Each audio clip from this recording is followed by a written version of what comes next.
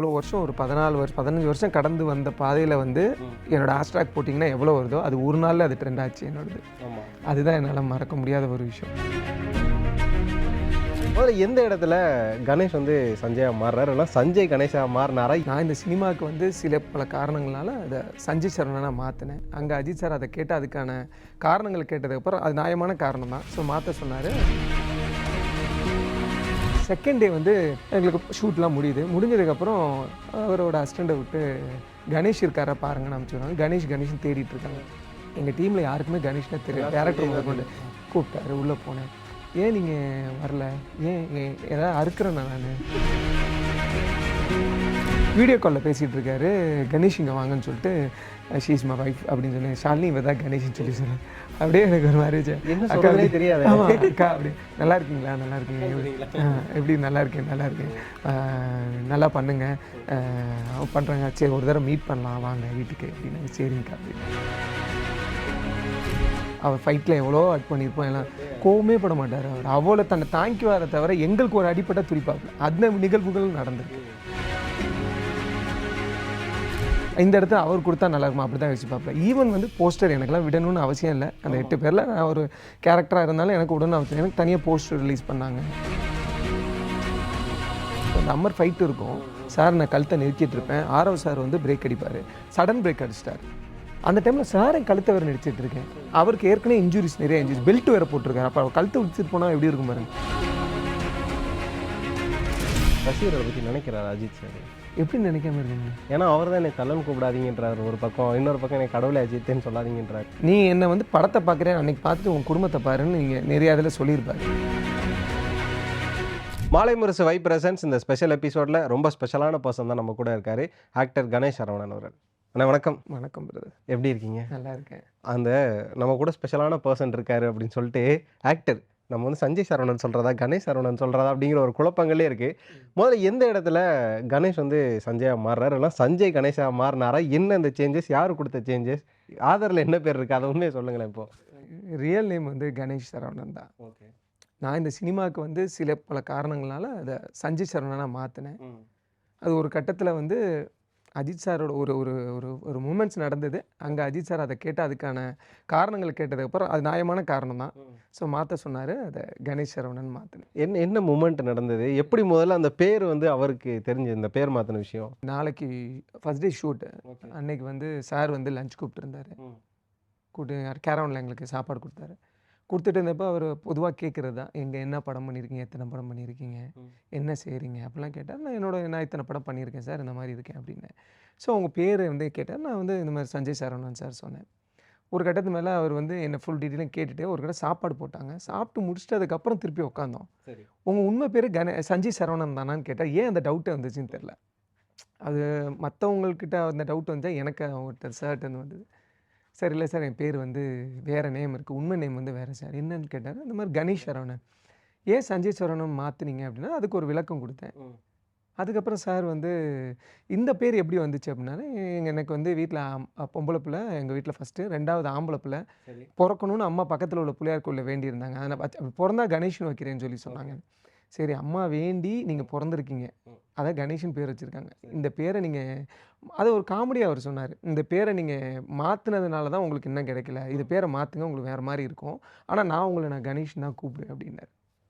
எனக்கு அந்த டைம் ஒன்றும் புரியல. அதுக்கப்புறம் கணேஷ் தான் கூப்பிட்டாரு. செகண்ட் டே வந்து எங்களுக்கு ஷூட்லாம் முடிஞ்சதுக்கப்புறம் அவரோட அசிஸ்டண்ட்டை விட்டு கணேஷ் இருக்காரா பாருங்கன்னு அனுப்பிச்சுடுவாங்க. கணேஷ்னு தேடிட்டு இருக்காங்க. எங்கள் டீமில் யாருக்குமே கணேஷ்னே தெரியும். யாரா அவன் புதுசாக கணேஷ் நீங்கள் ஒருத்தர் ஒர்க் பண்ணுறாருன்னு தேடிட்டேன். அப்புறம் நான் தட்டெடுத்து சாப்பிட்லான்ற ஒரு சூழ்நிலை, நமக்குன்னு ஒரு தனி இது இருக்குல்ல. சார் வாங்க உங்களை தான் கூப்பிட்றாருன்னு அவங்க அசிஸ்டண்ட் அவருக்கு தெரியும்ல. கூப்பிட்டாரு. உள்ளே போனேன். ஏன் நீங்கள் வரல, ஏன் ஏதாவது அறுக்கிறேன்னா நான், என் மேலே கோவமானேன் சார், அதெல்லாம் இல்லை. அப்புறம் நீங்கள் லஞ்சுக்கு வரல அப்படின்னா, சார் அதெல்லாம் ஒன்றும் இல்லை, சரி வாங்க உள்ளே வாங்க அப்படின்னா. வாங்க கணேஷ்னாங்க. ஒரு கட்டத்து மேலே எனக்கு என்னமோ மனசில் தோணுது, நீங்கள் அந்த பேர் அம்மா அப்பா வச்ச பேரே மாற்றுங்க அப்படின்னாரு. அதுக்கப்புறம் நீங்கள் மாற்றினா நல்லாயிருக்குன்னு ஒரு 2-3 சார் சொன்னார். நான் அதுக்கப்புறம் நானும் அதான் சார் நானும் யோசிச்சுட்ருக்கேன். அப்புறம் அப்பா அம்மாட்ட கேட்டப்போ அவர் இவ்வளோ பெரிய ஆள் ஒரு விஷயம் சொல்கிறாரு அப்படின்னா இவ்வளோ விஷயம் கடந்து வந்திருக்காரு சொல்கிறாருன்னா ஏதோ ஒரு அர்த்தம் இருக்குது, அதை மாற்று அப்படின்னு மாதிரி சொன்னேன். நான் சார்ட்டையும் சொன்னேன், சார் இதை மாற்றலான்னு முடிவு பண்ணிட்டேன், நீங்கள் சொன்ன மாதிரி தான் சார், நீங்கள் சொன்னது தான் கரெக்டு, அம்மா அப்பாட்டையும் சொன்னேன், சார் என்ன சொல்கிறாங்களோ அதை பண்ணேன்னு மாற்ற போகிறேன் அப்படின்னு ரொம்ப இது சொன்னேன். அப்புறம் அடுத்தது எண்ட் ஆஃப் டே ஷூட் முடிகிறப்போ ஒரு மொமெண்ட்ஸ் நடந்தது. அப்போ சார் ஒரு ஆட்டோகிராஃபில் அந்த பேர் தான் எழுதி இதெல்லாம் போட்டு கொடுத்தாரு. ஸோ கணேஷ் சரவணன் அப்படிங்கிறது கீழே பார்த்தேன். அது நியூஸ்லாம் வந்ததுண்ணே ஆக்சுவலாக பார்த்தீங்கன்னா. அது வந்து பார்த்தீங்கன்னா நான் இவ்வளோ வருஷம் ஒரு 14 வருஷம் 15 வருஷம் கடந்து வந்த பாதையில் வந்து என்னோட ஹேஷ்டாக் போட்டிங்கன்னா எவ்வளோ வருதோ அது ஒரு நாளில் அது ட்ரெண்ட் ஆச்சு என்னோடது. அதுதான் என்னால் மறக்க முடியாத ஒரு விஷயம். அது என்னோட தலையெழுத்தே ஒரு விஷயம் மாறும்ல, அது வந்து நான் லிட்டரலாக சாரோட ஒரு வார்த்தைகளில் அவரோட எழுத்தில் மாறுச்சு. எனக்கு இந்த கேள்வி வந்து நான் சரியான விதத்தெல்லாம் கேட்குறேன்னு நினைக்கிறேன். ஏன்னா இப்போ இருக்க நிறைய ஆர்டிஸ்ட் நிறைய ஆக்டர்ஸ்லாம் என்ன பண்ணுவாங்கன்னா சக ஆக்டர்ஸ் வந்து பக்கத்துலேயே விட மாட்டாங்க. அரல்ஸ் நடிச்சு முடிச்சோன்னா கேரவனுக்கு போயிடுவாங்க. அதுக்கப்புறம் யாரு கூட பேச மாட்டாங்க. அஜித் அவர் வந்து உங்களை கூப்பிட்டு பேசுகிறத தாண்டி இந்த மாதிரியான பர்சனல் விஷயத்தில் ஒரு அட்வைஸாவோ இல்லைனா ஒரு நலன் விரும்பியாக அவ்வளோ சொல்கிறாருல்ல, இது எப்படி ரிசீவ் பண்ணுறீங்க? இது எப்படி இது சொல்லும்போது என்னால் நம்பவே முடியலைங்கிற மூமெண்ட் எனக்கு வந்து ஆச்சரியமாக இருந்தது. நான் லிட்டரலாக வந்து பல ஆக்டர்ஸ் கூடலாம் ட்ராவல் பண்ணி வந்திருக்கேன். சாரை வந்து நான் வேறு மாதிரி, ஏன்னா இந்த படத்தில் கிடைச்ச வாய்ப்பே எனக்கு ஒரு ஆச்சரியமாக இருக்குது. ஃபஸ்ட் நாள் வந்தோடனே அது ஒரு ஆச்சரியம். அஜித் சார் கூப்பிட்டு சாப்பாடு போடுறாருன்றது என்ன, அது எல்லாமே எனக்கு ஒரு ட்ரீமாக தான் இருந்தது. ஏன்னா இந்த படத்தில் கிடைக்கல அப்படின்ற ஒரு லிட்டரலாக ஒரு இதில் தான் இருந்து அதுக்கப்புறம் கிடைச்சிருக்கு. எல்லாமே ஒரு பிரமிப்பு தான். அவர் அணுகுமுறைன்னு பார்த்தீங்கன்னா ரொம்ப புதுசுன்றதோட ஒரு ஆக்டராக எப்படி இருக்குன்றதை அவர்கிட்ட நம்ம கற்றுக்கலாம். நம்ம ஒரு சின்னதாக ஒரு சாதாரண ஒரு இன்ஸ்டாவில் எதிரோ ஒரு பெரிய செலிபிரிட்டியாக அவங்களோட ஆட்டிடியூட் மாறுது. சார்ட்டு அது எதுவுமே இருக்காது, வன்மம் இருக்காது, கோவம் இருக்காது. நீங்கள் சொல்கிறீங்க இத்தனை படம் ஃபுல்லாக இவ்வளோ ஸ்ட்ரகிள் இவ்வளோ இது இருக்குது, நாங்கள் எவ்வளோ ஆட் பண்ணியிருப்போம், நாங்கள் 4 பசங்க அவர் ஃபைட்டில் எவ்வளோ ஆட் பண்ணியிருப்போம், எல்லாம் கோவமே பட மாட்டார் அவர். அவ்வளோ தன்னை தாங்கிக்குவாரை தவிர எங்களுக்கு ஒரு அடிப்பட்ட துடிப்பாப்பில் அந்த நிகழ்வுகள் நடந்திருக்கு. அவர் வந்து ஒவ்வொரு நிமிஷமும் அவர் வந்து பார்த்தீங்கன்னா சுயநலம் இருக்காது, பொதுநலமாக தான் யோசிப்பார். இந்த இடத்துல இவனுக்கு வச்சா நல்லாயிருக்குமா, இந்த இடத்துல அவர் கொடுத்தா நல்லா இருக்குமா, அப்படி தான் யோசிப்பாப்பில். ஈவன் வந்து போஸ்டர் எனக்குலாம் விடணும்னு அவசியம் இல்லை. அந்த 8 பேரில் நான் ஒரு கேரக்டராக இருந்தாலும் எனக்கு உடனே அவசியம். எனக்கு தனியாக போஸ்டர் ரிலீஸ் பண்ணாங்க. அது வந்து எல்லாத்தாலையும் யோசிக்க முடியுமா அப்படின்றது தான் எனக்கு இது. ஆனால் சார்கிட்ட வந்து கற்றுக்கிட்ட விஷயம் என்னென்னா, நிரந்தரம் இது லைஃப்பில் எதுவுமே நிரந்தரம் கிடையாது. இருக்கிற வரைக்கும் மற்றவங்கள சந்தோஷம் வச்சா நம்ம நல்லா இருக்கலாம் அப்படின்றது அவர்கிட்ட தெளிவாக தெரிஞ்சுது. ஒரு 10 இயர்ஸ் பிஃபோர் பார்த்தீங்க அப்படின்னா 2015 எண்ணெய் அறிந்தல் ரிலீஸ் ஆகுது. அதுவும் February 5, இது February 6 ஆக்சுவலாக ஒரு நாள் தான் லேட்டாக. அதில் பார்த்தீங்கன்னா அருண் விஜய்க்கு ஒரு பயங்கரமான ஃபேன் பேஸ் வந்தது. ஆனால் எல்லாரும் பார்த்தீங்கன்னா அருண் விஜய் ஒரு பக்கம் திட்ட ஆரம்பித்தாங்க. அதே மாதிரி சாருமே சொன்னாராம், இது மாதிரி என்னை நீ அடிச்சிருக்க, வெளில போகிறப்பெல்லாம் பார்த்துப்போ அப்படிங்கிற மாதிரி ஃபன்னாக சொன்னாராம். உங்களுக்கு அது மாதிரி இருந்ததா? நம்ம வேறு தலை வேறு லைட்டாக அடிக்கலாம் செஞ்சுருக்கோம், வெளியில் என்ன ஆக போதோ, இல்லைனா யாருன்னா திட்டினாங்களா அவங்கள? இல்லை, அந்த மொமெண்ட்ஸ் நடந்தது. ஓகே, நான் ஒருத்தன் தான் அந்த டீம்லேயே வந்து அவரை நோண்டிகிட்டே இருப்பீங்க. அவர் என்னை சந்தோஷமும் பண்ணியிருக்காரு, நான் அவரை வந்து ஹர்ட்டும் பண்ணியிருக்கேன்.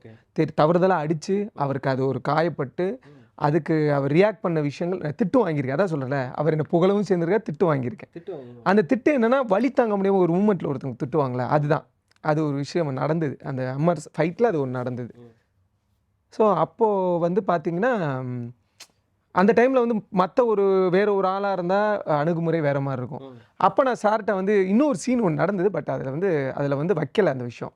அப்போ நான் வந்து சார்கிட்ட சொன்னேன், சார் இந்த விஷயத்த நான் சொன்னேன்னா என்னை அடிப்பாங்க சார் அப்படின்னு சொன்னேன். அதுக்கு அவர் சொன்னார், நீ இதை வெளில சொன்னால் தான் இது பண்ணுவாங்க, எங்கள் பசங்க அடிக்க மாட்டாங்க, நீ போ அப்படின்னு சொன்னார். அந்த விஷயம் ஆக்சுவலாக நடக்கலை, அது ஒன்று நடந்தது, அது வைக்கல. பட் ஆனால் இந்த மாதிரி விஷயங்கள் நடக்கிறப்போ நிறைய அடிக்கிறேன் உதைக்கிறேன் அப்படின்றப்போ நான் லிட்டரலாக இது பண்ணுறப்போ சார் வாயிலேருந்து வந்த விஷயம், எங்கள் பசங்க அடிக்க மாட்டாங்க. ஆமாம் ஆமாம், நீங்களே வெளில சொல்லி அதை தூண்டாதீங்க அப்படி தான் சொன்னார். இந்த அன்னோன் ஃபேஸ் ஆஃப் அஜித் அப்படிங்கிற ஒரு விஷயம் இருக்குது. நம்ம வந்து அவர் ஷெட்டில் எவ்வளோ ஜாலியாக பேசுவார், சிரிப்பாருங்கிறது. அந்த ஒரு இடத்துல நீங்கள் அவரை ஹர்ட் பண்ணி உங்களை திட்டுறாருன்றப்போ அஜித்தோட அந்த கோபப்படுற முகத்தை அந்த ஒரு செகண்ட் எப்படி இருந்தது? அதான் நான் எல்லாமே பார்த்துட்டே இருந்தேன். இப்படி இருக்காரு, அதை நான் கேட்கணும்னு நினைக்கிறேன். அது எப்படி இருக்குன்னா வலி தாங்க முடியாமல் ஒரு பெயின் இருக்குது. எவ்வளோ பெரிய இருந்தாலும் ஒரு லெவல் ஆஃப் பெயின் இருக்குல்ல, அந்த பெயினில் தான் நடந்தது. அது ஒன்றும் இல்லை, எக்ஸாம்பிள் வந்து அந்த அம்மர் ஃபைட்டு இருக்கும். சார் நான் கழுத்தை நெருக்கிட்டு இருப்பேன், ஆரவ் சார் வந்து பிரேக் அடிப்பார். டுவர்ட்ஸ் கேமரா வந்து இதுக்கு ஃப்ரண்ட்டில் இருக்கும். அந்த கேமரா முன்னாடி அவர் வந்து லிட்டரலாக அவர் பிரேக் அடிக்கணும். யார்? ஆரவ் சார் சடன் பிரேக் அடிச்சிட்டார். ஸோ என்ன ஆச்சு, நான் கழுத்தை பிடிச்சிருக்க வந்து சடன் பிரேக் அடித்தா என்ன பண்ண, இப்போ கண்ணாடியில் விழுந்துட்டேன். கண்ணாடியே உடஞ்சிருச்சு, ஆக்சுவலாக அம்மர் கிளாஸே உடஞ்சிருச்சு. அந்த டைமில் சார் என் கழுத்தை வேறு நடிச்சிட்டு இருக்கேன். அவருக்கு ஏற்கனவே நிறைய இன்ஜுரிஸ், பெல்ட் வேறு போட்டிருக்காரு. அப்போ அவர் கழுத்தை விழிச்சிட்டு போனால் எப்படி இருக்கும் பாருங்க. அந்த பெயினில் அந்த நிமிஷத்தில் திட்டினார், அவ்வளோதான். அதுக்கப்புறம் அவனை இறக்குங்கன்னு சொல்லிட்டு, என்னடா தலை என்னாச்சு, எப்படி ஆச்சு, என்னாச்சு அவனை பாருங்க அப்படின்னு. அந்த திட்டுற மூமெண்ட்ன்றது அந்த வழியில் திட்டுவாங்களா, அதுதான். அதுக்கப்புறமா அவர் வந்து உங்களுக்கு என்னாச்சு அப்படிங்கிறதான் பார்த்தாரு. அதுக்கப்புறம் அவர் அதுதான் அந்த அந்த விஷயம் அதுதான். ஏன்னா எனக்கு லிட்டரா தெரியும் அவர் ரொம்ப ஹர்ட் பண்ணிட்டாங்க. ஏன்னா அவருக்கு எவ்வளோ இன்ஜூரிஸ் இருக்குது, எவ்வளோ விஷயம் இருக்குது. அன்னைக்கெல்லாம் அவருக்கு நீ பிரச்சனை வேறு, நீ பெயின் வேறு அவருக்கு. காலை தூக்கி வைக்க முடியல, அவர் ஸ்டிக்கை வச்சு நடந்துட்டு இருந்த இதெல்லாம் பார்த்தோம். அது யாராக இருந்தாலும் ஒரு டே என்னடா அப்படின்னு சொல்லுவாங்களா, அந்த அந்த மூமெண்ட்ஸ் அங்கே. இப்போது ஒரு ஃபேன்ஸ் அப்படிங்கிறத தாண்டி நம்மளுக்கு பிஹைண்ட் த ஸ்க்ரீன்லேருந்து பார்க்குறப்ப நம்மளுக்கே ஒரு விஷயம் தோணுது. அஜித் சார் எதுக்கு தொடர்ந்து இது மாதிரி அதிகப்படியான ஸ்டண்ட் சீக்வன்சஸ் ஏன் பண்ணுறாரு? அவர் நடித்தா எல்லார் மாதிரியும் நடிச்சிட்டோ இல்லைனா ஒரு க்ரீன் மேட்டில் ஒரு ஆக்ஷன் சீக்வன்ஸ் பண்ணிட்டோ போயிடலாம்ல. அவர் ஏன் ரியலில் இதை பண்ணுறாருன்னு எங்களுக்கே தோணுது. நடிக்கிற உங்களுக்கு அது தோணலையா? அவர் கூட நடிக்கிறப்ப சார் இவ்வளோ ஒரு ஸ்டண்ட் ஒரு தேவையா சார் அப்படின்னு தோணலையா? லவ் பண்ணுறாரு பிரதர், அந்த விஷயத்தை நேசிக்கிறாரு. இன்னொரு விஷயம்னா ஒரு ஒரு சமூகத்து அக்கறையோட ஒரு படம் எடுத்தாலும் தன்னோட ஃபேன்ஸையும் அவர் யோசிக்கிறார். ஃபேன்ஸ் என்ன கொண்டாடுவாங்க, அவங்களுக்கு என்ன பிடிக்கும், அந்த விஷயத்தை கொஞ்சம் விஷயம் வைக்கணும்ல. நீங்கள் லிட்டரலாக அந்த கதையில் நீங்கள் எதுவுமே இல்லாமல் நினச்சி பாருங்கள். ஒரு சாமானிய மனுஷனா நீ அதில் சண்டே இல்லாமல் கடந்து போகிற விஷயமா பாருங்கள். அது எப்படி இருக்கும், அந்த கதை நல்லா இருக்குமான்னு தெரியாது. தமிழ் சினிமான்னு ஒரு விஷயம் இருக்குல்ல, அதை தாண்டி. ஆனால் எனக்கு தெரிஞ்சு அங்கே வந்து நிறையா விஷயம் அவங்க ஃபோர்ஸ் பண்ணுவாங்க.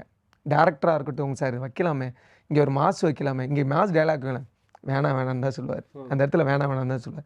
பட் அதை தாண்டி இந்த ஸ்டண்ட்டான அழுத்தம் வந்து டேரக்ட் சைட்லேருந்து கூட வந்திருக்கலாம்.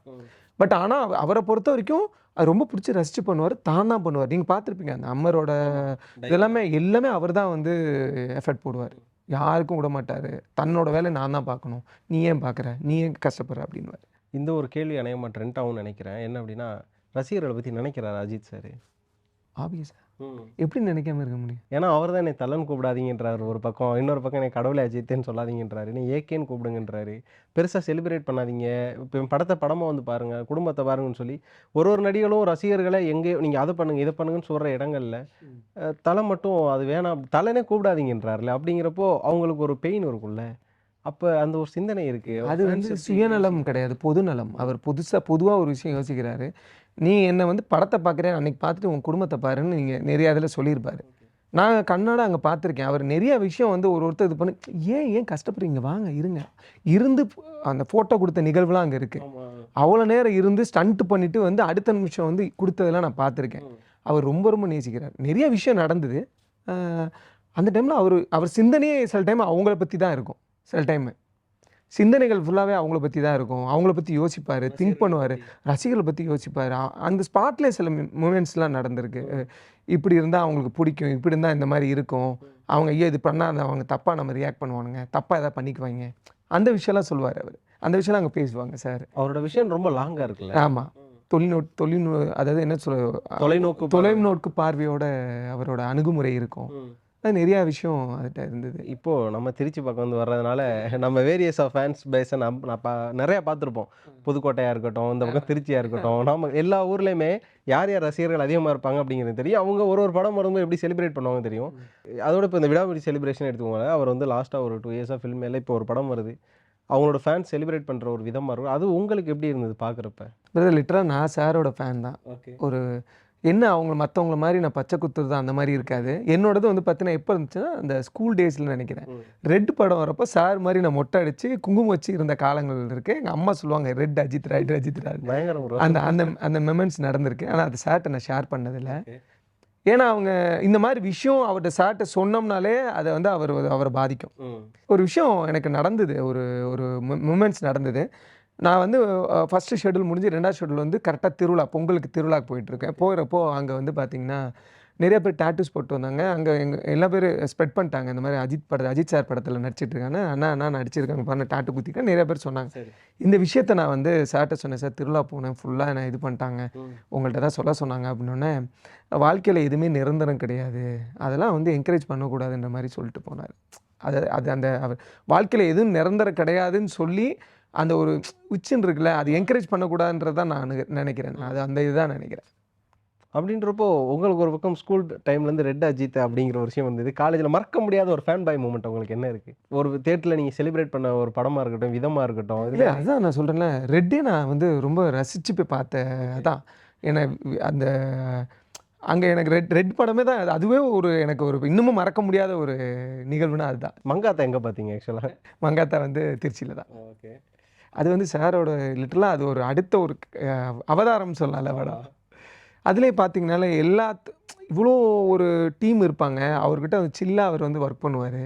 இவ்வளோ எல்லாத்துக்கும் ஒரு முக்கியத்துவம் கொடுத்துருப்பாரு. மற்ற பெரிய ஆக்டர்ஸ் வந்து அதுக்கு ஒரு விஷயத்தில் இறங்கி வருவாங்களான்லாம் கிடையாது. அதில் நீங்கள் பார்த்தாலே தெரியும் மங்காத்தால. இப்போது இந்த கிரிட்டிக்ஸ் அப்படிங்கிற ஒரு விஷயத்துக்கு நம்ம கொஞ்சம் அதை பேசலாம்னு நினைக்கிறேன். என்ன அப்படின்னா படம் ரிலீஸ் ஆனதுக்கப்புறம் ஆகிறதுக்கு முன்னாடி பல கிரிட்டிக்ஸ் வந்தது. அதுக்கு ஒரு பக்கம் மகிழ் சார் பதில் சொன்னார், ஆரவ் சார் பதில் சொன்னார். படம் ரிலீஸ்க்கு அப்புறமா நிறையா கிரிட்டிக்ஸ் வந்தது. அதை நம்ம பேசுவோம். முதல்ல மூவி ரிவ்யூவர்ஸ் அப்படிங்கிற ஒரு விஷயம்லாம் இருந்தது. அசர்பைசானில் போய் இது எடுத்துருக்க தேவையில்லை அப்படிங்கிற ஒரு விஷயம் இருந்தது. ஆனால் உங்களுக்கு தெரியும், நீங்கள் தான் ஸ்பாட்டில் இருந்தீங்க. இது எதுக்கு அசர்பைசானில் எடுத்துருக்கணும், இதை வந்து நிறைய பேர் வேணான்றாங்கல்ல, அது ஏன் அங்கே தேவைப்பட்டுச்சு உங்களுக்கு? அந்த இடமே பார்த்தீங்கன்னா நேச்சுரலாக அந்த இடத்துக்கு இப்போ நீங்கள் உள்ள ட்ரைலர் பார்த்தீங்க, அந்த ஒரு ட்ரைலரில் அந்த விஷுவலை பார்த்தீங்களே, அந்த விஷுவல் இங்கே எங்கே இருக்குன்னு சொல்லுங்கள். எங்கேயுமே இல்லை, கிடையாது. ஏன்னா மகிழ் சாரோட வந்து மெயினாக விஷுவலுக்கு முக்கியத்துவம் கொடுப்பாரு. அஜித் சார் வந்து டிஃப்ரெண்ட்டாக ஒரு படம் பண்ணணும். ஆனால் அந்த படம் வந்து சமூக அக்கறை உள்ளோட படமாக இருக்கணும். ஆனால் அந்த படத்தினால மக்களுக்கு எந்த ஒரு சோர்வும் வரக்கூடாது. அப்போ எங்கே கொடுத்தா அது நல்லாயிருக்கும். இதுவே நீங்கள் தமிழ்நாட்டில் எடுத்தியோ இல்லை இதில் இந்தியாவில் எடுத்தீங்கன்னா அது ஒரு சோர்வு எனக்கு வந்திருக்குமோன்னு எனக்கு தோணுது. நீங்கள் விஷுவலாக அங்கே வந்து இதாகிட்டிங்களா இல்லை, காம்ப்ரமைஸ் ஆகிட்டிங்களா இல்லையா, அந்த விஷுவல் அங்கே கிடச்சிது. அதனால தான் அவங்க போனாங்க.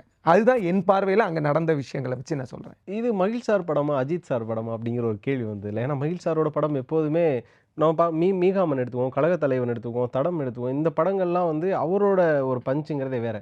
ஆனால் இந்த இடத்துல இது அஜித் சார் படமா அப்படிங்கிற மாதிரி இருந்ததுல, உங்களுக்கு எப்படி ஃபீல் ஆச்சு? இது யாரோட படமா ஃபீல் ஆச்சு? இல்லை, நான் வந்து இந்த விமர்சனம் வந்து மகிழ் சாரே உங்களுக்கு எல்லாத்துலேயும் கொடுத்துருப்பாரு. நான் பொதுவாக வந்து இதை பார்க்குறேன்னா, இது அஜித் சாரோடதோ இதோடதோ அதில் ஒரு பொது நலம் கருதி தான் இந்த படத்தை எடுத்தாருன்றது. மெயினாக வந்து பார்த்தீங்கன்னா லேடிஸ் வன்மம்னு ஒன்று இருக்குது, ஆணவம்னு ஒன்று இருக்குது. ஆணவத்தை தாண்டி ஒரு ஒரு ஒரு ஒரு ஒரு பெண்ணு ஒரு ஆணும் வந்து கல்யாணம் பண்ணதுக்கப்புறம் அவங்களுக்கு பொதுவாக ஒரு விஷயம் இருக்குல்ல, எனக்கு வேணா நீ போகக்கூடாதுன்னு சொல்லிட்டு இப்போ ஆண் ஆதிக்கம்னு ஒன்று இருக்குது, பெண் ஆதிக்கம்னு ஒன்று இருக்குது. இதுக்கு எதிரான ஒரு படமாக தான் நான் பார்க்குறேன். எல்லாத்துக்கும் ஒரு ரைட்ஸ் இருக்குது. ஒரு பொண்ணு நினச்சா போய்க்கலாம், ஆண் நினச்சா போய்க்கலாம், வாழை பிடிக்கலாம், பிரிஞ்சுக்கலாம். அந்த மாதிரி ஒரு விஷயம் இருக்குது. அதை தாண்டி அதுக்குள்ளே ஒரு லவ் இருக்குல்ல, அந்த லவ்வை 2 பேர் புரிஞ்சுக்கிட்டாங்கன்னு ஒரு விஷயம் இருக்குல்ல, அதுதான் அந்த படத்தில் நீங்கள் பார்த்தாலே தெரியும். இது பின்னாடி ஒரு மெசேஜ் சொல்ல வராங்க. அந்த மெசேஜில் வந்து இப்படி ஒரு விஷயம் இருக்குது. இது நீங்கள் ஏன் அந்த கண்ணோட்டத்தில் நம்ம பார்க்கணும், விமர்சனங்களை ஏன் அதை பார்க்கணும்? இது வந்து ஒரு மெசேஜாக 2 பேர் ட்ரை பண்ணியிருக்காங்க நம்ம நினச்சிட்டு போவோமே. இப்போ படம் ரிலீஸ் ஆனதுக்கப்புறமான ஷாலினி மேம் போய் ஃபேமிலியோட பார்த்தாங்க. அதுதான் ஸ்க்ரீனிங் அப்படிங்கிறது. அதுக்கு முன்னாடி நீங்கள் அவுட் பார்த்துருப்பீங்க, அதுக்கப்புறம் ஷோ பார்த்துருப்போம். ஆனால் ரியல் ஸ்க்ரீனிங்கிறது அப்போ தான் வந்தது. பார்த்துட்டு அஜித் சார் ஃபேமிலி சைட்லேருந்து யாராவது கால் பண்ணாங்களா, விஷ் பண்ணாங்களா? மறக்க முடியாத விஷயம் எது இருந்தது உங்களுக்கு? இது அஜித் சார் சைடு அவங்கெல்லாம் நான் வந்து என்கிட்ட அந்த அந்த விஷயம் இல்லை. அங்கே நடந்தது வந்து வேணால் நான் வந்து சொல்கிறேன். நான் படத்தில் நடிச்சுக்கிட்டு இருக்கிறப்போ அஜித் சார் எப்பொழுதுமே என்ன பண்ணுவார், ஃபேமிலி கூட ரொம்ப ஒரு க்ளோஸாக இருப்பார். ஃபேமிலியில் அவர் பொதுவாகவே அங்கே உள்ள எல்லாத்துக்கூடையும் ஜாலியாக இருப்பார். ஒரு ரொம்ப ரொம்ப எல்லாத்துட்டையும் பேசுறதுக்குள்ள. ஆனால் ஃபேமிலிக்கிட்ட நிமிஷம் நிமிஷம் பேசுவார். அதே நிமிஷம் வந்து அவங்க கால் பண்ணி மிஸ் ஆகிடுச்சுன்னா கூட சாரிம்மா சொல்லுமான்னு சொல்லி பேசுவார். அந்த மாதிரி நான் பேசிக்கிட்டு இருக்கப்போ நான் சும்மா லிட்டரலாக அங்கே தனியாக இருக்கிறேன். ஏன்னா சார் பர்சனலாக பேசிகிட்டு இருக்காருன்னு. வீடியோ காலில் பேசிகிட்டு இருக்காரு. கணேஷ் இங்கே வாங்கன்னு சொல்லிட்டு, ஷீ இஸ் மை வைஃப் அப்படின்னு சொன்னேன். ஷாலினி இவ தான் கணேஷ்னு சொல்லி சொன்னேன். அப்படியே எனக்கு ஒரு மேரேஜ் என்ன சொல்கிறதே தெரியாது. ஆமாம் அக்கா அப்படி நல்லா இருக்கீங்களா, நல்லா இருக்கீங்க, எப்படி நல்லா இருக்கேன், நல்லா இருக்கேன், நல்லா பண்ணுங்க பண்ணுறாங்க, சரி ஒரு தடவை மீட் பண்ணலாம் வாங்க வீட்டுக்கு அப்படின்னாங்க. சரிங்கக்கா அப்படின்னு. ஸோ அது விஷயம் நடந்தது. அது என்னால் இப்போயும் மறக்க முடியாத விஷயம். அஜித் சார் ரொம்ப யூனிஃபார்மாக பேசுவார். அவர் பேசும்போது அவர் எந்த ஸ்லாங்குன்னே நம்மளால் கண்டுபிடிக்க முடியாது. கரெக்டான ப்ரொனன்சியேஷனில் பேசுவார். நம்ம என்ன தான் கரெக்டாக பேசினாலும் ஊர் ஸ்லாங்குன்ற ஒரு இடத்துல வந்து கேட்டிருக்காரா என்னைக்காவது உங்களுக்கு? எந்த ஊர் பணி உன் ஸ்லாங்கு வித்தியாசமாக இருக்குது அப்படி கேட்டிருக்காரா? அதை நான் ஃபஸ்ட்டு இன்ட்ரடக்ஷன்லேயே அவர் கேட்டு எல்லாத்தையும் அப்சர்வ் பண்ணிடுவார். அவர் கம்ஃபர்டபுளாக என்ன ஆக்கிடுவார். ஆகிட்டதுனால தான் நாங்கள் ட்ராவல் பண்ணுறது எங்களுக்கு ஈஸியாக இருந்துச்சு. இல்லைனா எங்கள் மைண்ட் செட் எப்படி இருக்குன்னா, இவ்வளோ பெரிய ஆக்டர் பண்ணணும், என்ன ஆகுது என்ன ஆகுது என்ன. ஏன்னா ஃபஸ்ட் டே வந்து பார்த்தீங்கன்னா எல்லாத்துக்குமே ஒரு பதட்டம் இருந்தது. ஏன்னா சில பேர்லாம் புதுசு, ஏதாவது ஒரு ஸ்டண்ட்டில் ஏதாவது பண்ணிடுவானோ, ஏதாவது செஞ்சிருவானோ, அதனால் எனக்கு ரொம்ப ஒரு அழுத்தம் இருந்தது அந்த இடத்துல. அதை பிரேக்கப் பண்ணதே சார் தான். ஃபுல்லாக பிரேக் பண்ணி ஜாலியாக அவனை விடுங்க, நான் பண்ணிக்கிறேன், நான் பார்த்துக்கிறேன், நீ உதப்பான்வார். அது வந்து ஒரு பெரிய ஹீரோ அதெல்லாம் பண்ண சொல்லுவாங்கலாம் எனக்கு சத்தியமாக தெரியல. தயக்கம் வரும். எனக்கு ஒரு பயம்லாம் இருந்தது. நிறைய நிமிஷத்தில் வந்து இப்படிலாம் தப்பிச்சிருக்கு எனக்கு. அது நான் ஒன்று பண்ணியிருந்தேன்னா எனக்கு என்ன ஆகும், என் நிலைமை என்ன ஆகும், அந்த விஷயம்லாம் யோசிச்சுட்டு இருந்தேன். தியேட்டரில் நீங்கள் பார்க்குறப்ப ஆடியன்ஸ் யாருன்னா உங்களை திட்டுறதை கேட்டிங்களாங்க? அந்த அந்த மொமெண்ட்ஸில் வந்து நான் தியேட்டரில் இருக்கப்போ திட்டினாங்க. அதுதானே நான் கேட்குறேன். வெற்றி தியேட்டரில் பர்சனலாக கேட்கல. அந்த டைமில் எல்லாம் ஆரவ் சாராக இருக்கட்டும், நான் அது பண்ணுறேன், எல்லாம் இது பண்ணுறோம் திட்டினாங்க. ஆனால் அந்ததுக்கப்புறம் என் செல்ஃபிலாம் எடுத்தாங்க. அதுதானே சக்ஸஸ். அதுதான் அந்த ரோலுக்கான சக்ஸஸ் இல்லை. ஏன்னா அவங்களுக்கு புரிஞ்சிருச்சு நம்ம பண்ணுறது வந்து தப்பான விஷயம். சார் இதை நான் பண்ண தப்புன்னு அவருக்கு தெரியுன்றது அவங்க புரியும். அப்போ அதுதானே ஒரு கண்ட்ரோல். அவர் ஒரு விஷயம் பண்ணுறதை இங்கே அவங்க ஃபாலோ பண்ணுறாங்களா, அதுதான் வந்து நான் நினைக்கிறேன் ஒரு பெரிய தலைவனுக்கான ஒரு கரெக்டான ஒரு வழிமுறைன்னு நினைக்கிறேன். தொடர்ந்து உங்களோட எல்லா நேர்காணல்லையுமே பார்த்தீங்கன்னா அஜித் சார் பற்றி அதிகம் பேசுகிறோம். நான் அர்ஜுன் சார் பற்றி கொஞ்சம் பேச நினைக்கிறேன். ஏன்னா மங்காத்தாலே பார்த்தீங்கன்னா அவங்களோட அந்த ஃபேஸ் ஆஃப்ங்கிற பயங்கரமான ஒரு ஃபேஸ் ஆஃப் இருந்தது. இதுலேயுமே அந்த ஒரு ஃபேஸ் ஆஃப்லாம் எதிர்பார்த்தோம். போஸ்டர்லாம் ரிலீஸ் பண்ணாங்க. சொல்லப்போனால் யூ ஆர் ஆல்சோ டீம். நீங்கள் வந்து அர்ஜுன் சாரோட டீம் தானே? அப்படின்றப்போ அவரோட அந்த மூமெண்ட்ஸ் எல்லாம் உங்களுக்கு எப்படி இருந்தது? அவரை நேரில் பார்க்குறப்ப இன்னும் அந்த யங்காக இருக்காரு. எப்படி அதெல்லாம் நீங்கள் என்ன அப்சர்வ் பண்ணீங்க அவர்கிட்டேருந்து? நான் அவர்கிட்ட பார்த்தது டெடிகேஷன். ஒரு விஷயம் தனக்கு வேணும் அப்படின்னா அதுக்கான ரொம்ப டெடிகேஷனாக இருப்பாப்ல. அதே மாதிரி இந்த வயசில் அவர் இருக்கிறார் அப்படின்னா அவருக்குன்னு ஒரு யூனிக்கான ஒரு நல்வொழுக்கம் இருக்குது. அதை நான் நேரில் பார்த்தேன். நல்வொழுக்கம், வே ஆஃப் திங்கிங்கு, மற்றவங்களை எப்படி அணுகிறது, எங்கெல்லாம் ரொம்ப அங்கே ஹாப்பியான மூமெண்ட்டில் நல்லா பேசுவார் சார், எல்லாம் பண்ணுவார். அர்ஜுன் சார் இது எனக்கு தெரிஞ்ச அர்ஜுன் சார் இது எனக்கு 2வது படம். இது இந்த படம் பண்ணேன். இந்த படத்தை பண்ணுறப்ப நான் ஸ்பாட்டில் இருக்கப்போ கூட சார் எனக்கு தெரியுதா அவருக்கு ஃபஸ்ட்டு ஆமாம் ஆமாம் நீல அப்படின்னாரு. ஸோ வந்து அவர் சார் ஒரு கைண்ட் ஆஃப் ஒரு உலகத்தில் இருக்கிறாரு. ஸோ அவரோட அந்த ஒரு ஆட்டிடியூட் இல்லைனா அப்படி பழகுற விதம்னு ஒன்று இருக்கலாம். இப்போ அந்த அஜித் சார் எப்பவுமே கேஷுவலாக பேசுவார். அவர் அந்த ஆக்டர் அப்படிங்கிற ஒரு இதே கிடையாது. யதார்த்த மனிதராக இருப்பாருங்கிற எல்லாரும் தெரியும். அர்ஜுன் சார் எப்படி இருப்பார்? யதார்த்தமான மனிதர் தான் அவர். அதான் சொல்கிறேன்ல, அவருக்குன்னு ஒரு உலகத்தில் சார் வந்து கரெக்டாக தான் இருப்பார். என்னென்ற கரெக்டாக பேசுவார். என்னென்னா நான் தான் சொல்கிறேன்ல, எல்லாம் ஒருத்தவங்க பேசுகிறாங்கன்றதுக்காக அவங்க நல்லா பேசலைன்றதுக்காக அவங்க கெட்டவங்கலாம் கிடையாது. சார் என்னென்னு இருப்பார். அப்படியே அஜித் சார் அப்படியே ஆப்போசிட். என்ன பண்ணுற எது பண்ணுற சில்லாக வந்துட்டு இருக்க, டீ குடிச்சிட்டு போவோம், பிஸ்கெட்டை பிடிங்கி அவர் சாப்பிடுவார். அந்த விஷயம்லாம் நடக்கும்.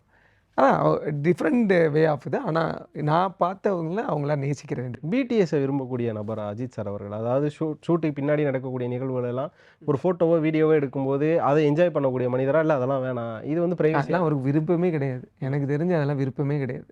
அதை தாண்டி தான் அவர் வாழ்ந்துட்டு இருக்காரு. என்ன அப்படியே இந்த படம் ஒரு படம் ஒன்று இருக்குன்னா அதுக்கு ஒரு ப்ரொமோஷன் இருக்குது, ஒரு விஷயம் இருக்குல்ல, அவங்க சைட்லேருந்து பண்ணுற ஒரு விஷயம் தான். சாருக்கு அது லிட்டலாக அது பிடிக்கவே பிடிக்காது. ஒருத்தவங்க வீடியோ எடுத்தால் கூட ப்ளீஸ் கொஞ்சம் இது பண்ணுங்களேன் அப்படின்னாரு. அதை தாண்டி சில வீடியோ எடுக்கிறப்ப அவரால் ஒன்றும் பண்ண முடியாதுல்ல. இப்போது நம்ம சினிமாவுக்குள்ளே வரும்போது நம்ம எல்லாருக்குமே ஒரு கோல் இருக்கும். நம்ம தமிழ் சினிமாவில் நம்ம டாப் 4ன்னு சொல்லக்கூடிய சூப்பர் ஸ்டாரு, அதுக்கப்புறம் உலகநாயகன், தளபதி, தலன்ற 4 பேரில் யார் கூட நடிச்சிடணும் அப்படிங்கிற ஒரு கோலாக இருக்கும்.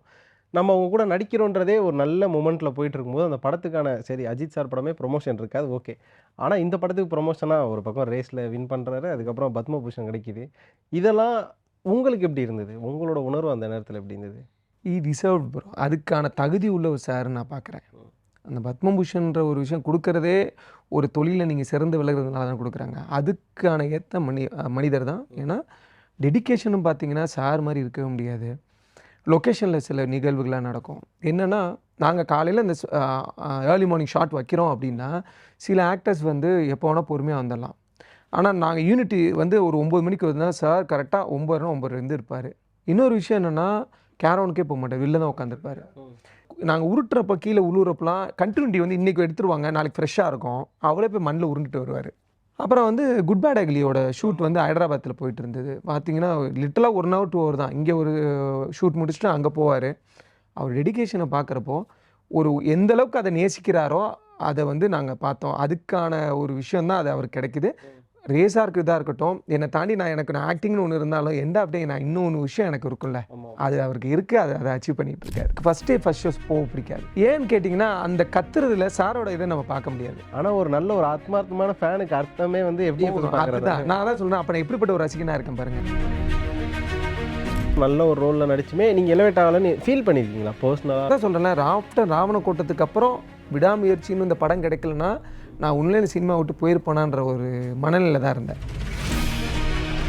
கணேஷ் அவர்களுக்கு சினிமாவில் என்ன ஒரு அல்டிமேட் கோல் இருக்குது? இந்த கேள்வி வந்து என்கிட்ட அஜித் சார் கேட்டார். சாரை வந்து ரொம்ப அடிச்சுக்கிட்டு இருந்த டைமு ஆக்சுவலாக வந்து விஜய் சாரோட இன்னொரு படத்துக்கு கூப்பிட்டுருந்தேன். இப்போ போதில்லை, அது கூப்பிட்டுருந்தாங்க.